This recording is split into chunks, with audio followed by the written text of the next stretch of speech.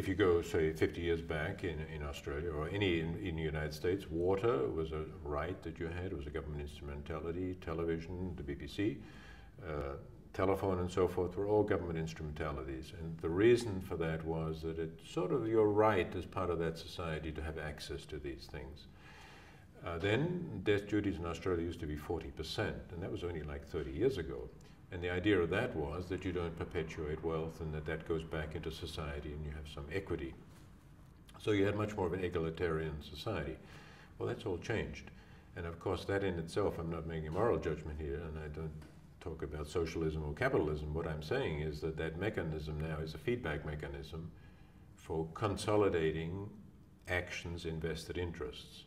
I mean, if you take a company, they have shareholders, and the product is actually irrelevant.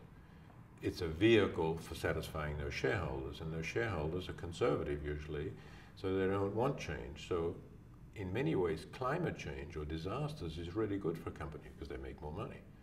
Provided disaster doesn't impact on their market, it's actually good because they can come and, like bottled water. You saw that when there's like Katrina or something like that, you really need it and to become the saviors. So none of this, what I'm suggesting, is very radical, but we seem to have jettisoned everything that was working quite well. We had a public service in most of these countries which was apolitical. Now you go to the UK and other places, I mean, the head of government departments are all political appointees.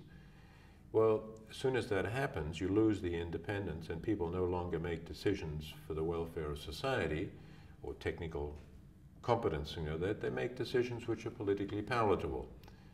So then you get into the additional complication that there's so much information available now that the general public and democracy has a really hard time working, because democracy depends on the fact that people have some sort of, at least a basic understanding of what's happening. Well, if a company or an invested interest wants to swamp you, the old way of doing it was to withhold information. The new way is to flood you with information.